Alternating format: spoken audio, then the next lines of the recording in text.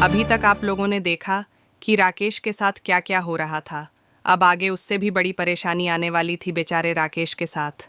क्या संभाल पाएगा अपने आप को, और फिर कैसे बनेगा वापस बिलेनियर अपने पापा की तरह, या उसकी गरीबी उसे मार डालेगी। सभी सवालों के जवाब मिलेंगे। आप बने रहिए RHPB 2 के साथ। पापा। राकेश चिल्लाता है और उसकी नींद खुल गई, पसीने में दर्द बदर।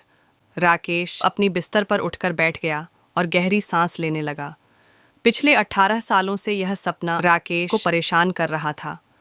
राकेश ने पहले अपनी उंगली में पहने उसे अंगूठी को देखा और फिर बाथरूम की तरफ बढ़ने लगा। राकेश गुड़गांव में रहता था और डिलीवरी बॉय का काम करता था।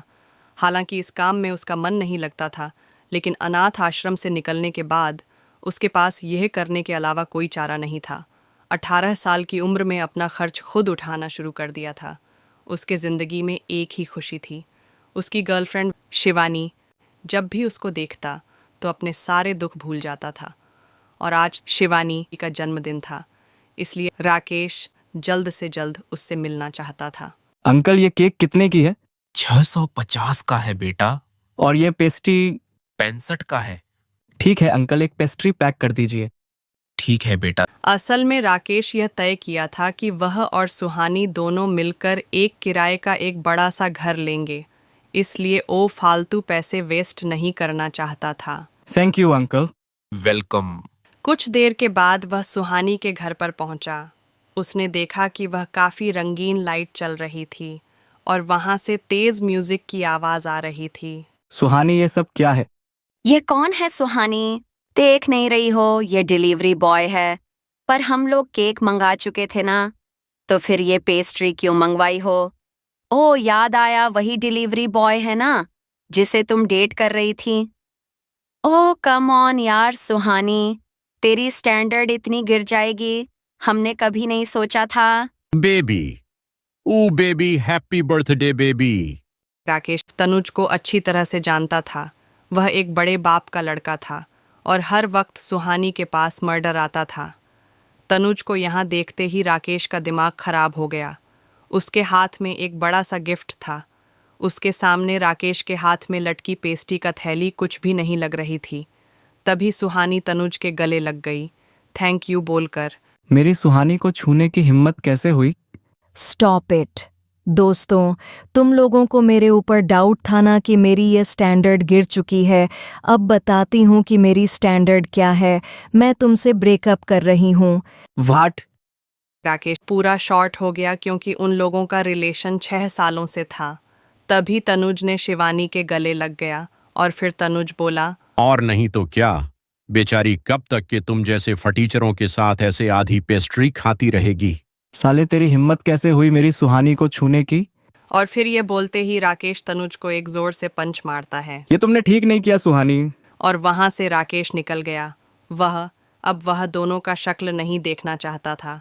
उसकी आंखों में आंसू थे और उसका दिल बुरी तरह से टूट चुका था। इसलिए उसने शराबों के बोतल लिए सड़क पर चल रहा था और हर एक घुट में उसको एक ही चेहरा घूम रहा था कि तनुज सुहानी के गालों को चूम रहा था। फिर वह लड़खड़ते आते हुए वहीं पर गिर गया। राकेश धोखे के नशे में डूबकर बेहोश हो चुका था, लेकिन उसके लिए यह रात यहाँ ख़त्म नहीं होने वाली थी। उधर जब राकेश सड़क पर बेहोश हो चुका था, तब इधर राहुल सिंह अपनी गाड़ी में बैठे बेचैन हो रहा था। राहुल सिंह की बहन अर्पिता सिंह उसके गले का कांटा बन चुकी थी। राहुल अपने दादा हरितपाल सिंह के नज़र में आने के लिए और अर्पिता को रास्ते से हटाने के लिए कुछ भी कर सकता था, और वह आज अपने गाड़ी में अपने आदमियों के साथ निकल पड़ा था अपनी बहन को सबक सिखाने के लिए। तभी उसकी नज़र सड़क पर गिरे राकेश पर पड़ती है। जल्दी करो, इसे गाड़ी में डालो। सुबह होने से पहले इसे अर्पिता के कमरे में नहीं डाला तो फिर ऐसा मौका दोबारा नहीं मिलेगा। जल्दी करो, क्विक क्विक। राहुल के आदमियों ने होटल के रूम नंबर 404 के अंदर चले गए। जल्दी जल्दी कपड़ा निकालो और इसके बेड पर लेटा दो आराम से। उन्होंने बहुत ही आराम से राकेश को वहां लेट दिया और वहां पहले से ही राहुल की बहन अर्पिता सिंह सोई हुई थी। सुबह जब राकेश ने करवट ली तो उसका हाथ एक नरम हाथ से टकरा गया।